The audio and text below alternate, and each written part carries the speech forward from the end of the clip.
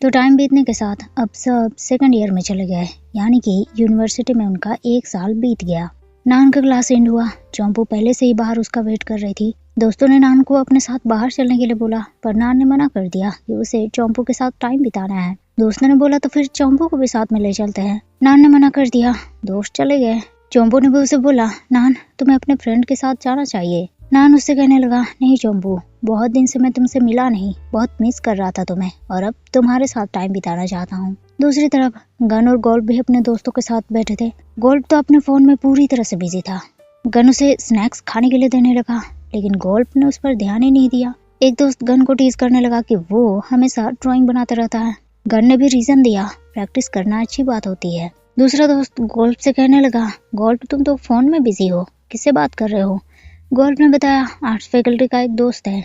Gun तो अब jealous feel करने लगा। दोस्तों की बातें सुनकर तो उसका गुस्सा और बढ़ गया। सब लोग गोल्फ को बोल रहे थे कि उसकी गर्लफ्रेंड है वो, और उसने किसी को नहीं बताया। गोल्फ उनसे कहने लगा, ऐसा कुछ भी नहीं है, पर गन गुस्से में वहां से चला गया। किसी को भी उसकी हरकत समझ नहीं आई। गन सीधे अपने रूम में आया। उसने ड्राइंग बनाकर पेज को फाड़ना शुरू कर दिया। उसे गोल्फ का मैसेज भी आया, गन तुम ओके हो? गन की नाराजगी दूर नहीं हुई। फिर भी उसने रिप्लाई किया, मैं थोड़ा सा मूडी हो गया था, वेदर ठीक नहीं है ना इसीलिए, और तुमने मुझे अपनी आर्ट्स फैकल्टी वाली गर्लफ्रेंड से नहीं मिलवाया। गोल्फ सवाल करने लगा, कौन सी गर्लफ्रेंड? वो मेरी बहन है आर्ट्स डिपार्टमेंट से। गन रिलैक्स हो गया। उसे खुद पर हंसी आने लगे। गोल्फ ने उसे पूछा, तो बताओ गन, टेम्पल का आर्ट ड्रॉ करने के लिए कहाँ जाने वाले हो तुम? गन ने उसे प्लेस बताया और गोल्फ भी उसके साथ जाने की बात करने लगा। एम भी अपने जूनियर्स को चीयर लीडर की प्रैक्टिस करवा रहा था। प्रैक्टिस के बाद उसने सबको रेस्ट करने के लिए बोला। एक जूनियर उसके लिए वाटर बॉटल लेकर आया। एम ने उसे बोला, इसकी जरूरत तुम लोगों को है, इतनी मेहनत करने के बाद तुम्हें पानी पीने चाहिए। जूनियर बोलने लगा, एम आपको भी तो हमें सिखाने में इतना चीखना पड़ा, आपका गला सूख गया होगा। एम पानी पीने लगा। जूनियर ने फिर उससे पूछा, अच्छा एम, आप जब चीयर लीडर की प्रैक्टिस करते थे तो कैसा लगता था? एम उसे बताने लगा, बहुत थकान होती थी, तुम लोगों की प्रैक्टिस तो कुछ भी नहीं है, हम जब प्रैक्टिस करते थे तो एकदम मरने जैसा फील होता था। जूनियर सवाल करने लगा, एम आप जब इतने बिजी रहते हो, मैं क्यूरियस हूँ कि आप अपने रिलेशनशिप को कैसे मैनेज करते होंगे। एम सवाल करने लगा, तुम ये क्यों पूछ रहे हो? और फिर उसने डांट कर जूनियर को भगा दिया। 1 साल बाद भी नेम की हालत वही की वही थी। एम तो उससे और ज्यादा दूर हो गया। उदास नेम बस कंप्यूटर के सामने बैठकर रोता रहता। उसने फिर से एक लाइन पोस्ट किया, ऐसा लगता है मैं उसके लिए कुछ भी नहीं हूँ।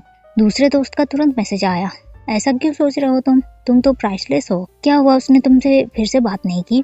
नेम सवाल करने लगा, तो तुम इन सब के बारे में जान गए हो? दोस्त ने बोला, उसने बस गेस किया।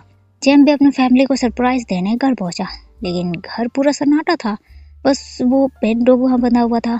गन की मॉम उधर से गुजर रही थी। जेम्प ने उनसे अपनी फैमिली के बारे में पूछा। गन की मॉम ने उसे बताया, सब हॉस्पिटल गए हैं, तुम्हारे दद्दू एडमिट है। जेम्प शॉक्ड हो गया, मतलब फैमिली में से एक ने भी उसे दद्दू के बारे में नहीं बताया। जेम्प वहाँ से सीधे हॉस्पिटल पहुँच गया। वो सबको डांटने लगा, दद्दू बीमार है, पर आप लोगों ने एक बार भी मुझे बताने के बारे में नहीं सोचा। मैंने इतना सब कुछ किया, इतनी मेहनत की ताकि दद्दू मुझे देखे, पर आप लोगों ने मुझसे ये मौका भी छीन लिया। आखिर क्यों? मुझे ही उनके बारे में सबसे लास्ट क्यों पता चला? मैं यहाँ आप सबको सरप्राइज देने आया था और मुझे ही इतना बड़ा सरप्राइज मिल गया यहाँ। सब उसे समझाने लगे। डैड तो बिल्कुल शांत थे। चैंप उनसे कहने लगा, डैड आपको कुछ बताना है, बताइए मुझे। पर बहन उसे खींचते हुए बाहर ले गई और उसने चैंप को वापस यूनिवर्सिटी भेज दिया। बस में उसे बहन का कॉल आया। वो चैंप को समझाने लगी, चैंप तुम मुझे समझ रहे हो ना? अगर तुम यहाँ होते और एग्जाम नहीं देते और दद्दू को इस बारे में पता चलता तो उन्हें कितना बुरा लगता, तुम समझ रहे हो ना? चैंप की आंख से आंसू गिरने लगे। उसे दद्दू के साथ वाले पुराने दिन याद आने लगे। उसके दद्दू कितना प्यार करते हैं उससे, उसके लिए कितने वरिड होते हैं। अगले दिन गन और गोल्फ दोनों मंदिर में स्केच बनाने पहुंचे। गोल्फ उसे टीज करने लगा, तुम तो कहीं और स्केच बनाने के लिए जाने वाले थे ना? गन बोलने लगा, उस टाइम मैं नाराज था इसीलिए मैंने बोला। फिर बहुत देर तक वहीं बैठकर दोनों ने स्केच बनाया। पूरे मंदिर में घूमे, दोनों ने सब जगह के फोटोज लिए। फिर दोनों ने भी एक साथ फोटो खिंचवाए। घूमते फिरते शाम हो गई। दोनों वापस आने लगे।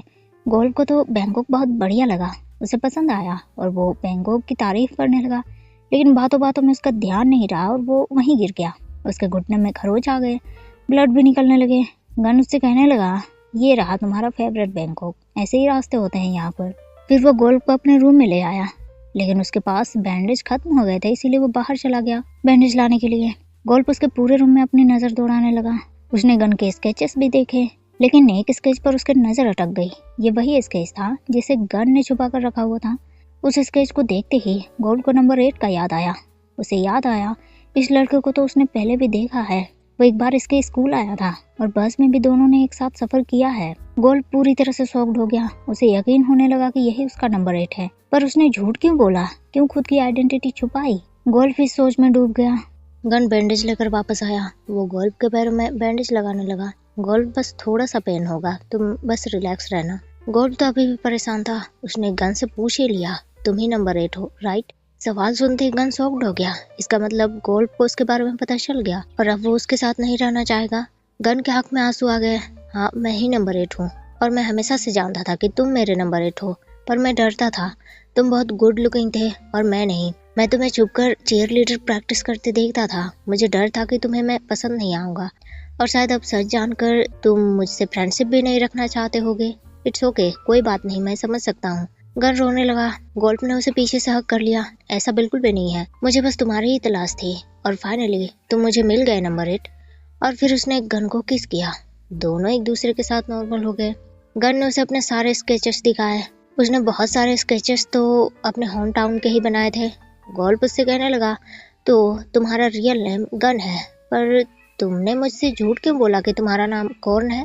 गन बोलने लगा, वही तो मैंने बताया ना, मैं डरता था। वैसे मेरा लास्ट नेम कॉर्न ही है। गोल्ड फिर सवाल करने लगा, अच्छा गन, तुम्हें कभी ऐसा नहीं लगा कि मुझे भी तुम पर इंटरेस्ट है? गन ने तो नाम में जवाब दे दिया। गोल्ड बोलने लगा, लेकिन मुझे तुम पर शक था कि तुम ही मेरे नंबर 8 हो। स्पोर्ट्स डे के दिन मैंने तुम्हें देखा था। बस में भी तुम मेरे सामने थोड़े नर्वस रहते थे और मेरे आर्ट्स वाले दोस्त से जेलस भी हुए। गन शर्माने लगा। गोल्ड ने उसे अपने फ्रेंडशिप को लवर में बदलने के लिए बोला। गन भी इस बात से एग्री हुआ, लेकिन दोनों के हार्ट बीट कुछ ज्यादा ही बढ़ गए। गोल्ड उसे अपने हार्ट बीट फील करवाने लगा। बहुत देर की बातों के बाद गन उसे बाहर छोड़ने आया। गोल्ड को तो अब गन से दूर जाने का मन ही नहीं कर रहा था। ऊपर से उसे ये जो पता चल गया कि यही नंबर 8 है। उसने गन को बोला कि वो जा सकता है, पर गन को भी उसकी फिक्र थी। गोल्ड के पैरों में छोटे से खरोंच जो आए थे। गोल्ड थोड़ा हेजिटेशन के साथ बोलने लगा, गन, तो अब हम टुगेदर हो गए हैं, तो क्यों ना डॉर्मेट्री की जगह किसी अपार्टमेंट पे शिफ्ट हो जाए, ताकि आसानी हो। मेरे कहने का मतलब है काम आसान हो जाएगा। गन को भी ये बात सुनकर बहुत खुशी हुई। नान भी सेमेस्टर के एग्जाम में पास हो गया। वो चिल्लाकर अपनी खुशी जाहिर करने लगा। दोस्तों ने उसे बोला, नान, अब तो तुम उस पॉपुलर केस पर काम करोगे। नान ने उन्हें डांट दिया, गाइस, अभी तो बस सेमेस्टर एग्जाम था, कंप्लीट कहाँ हुआ है। फिर वो अपने फोन में लग गया।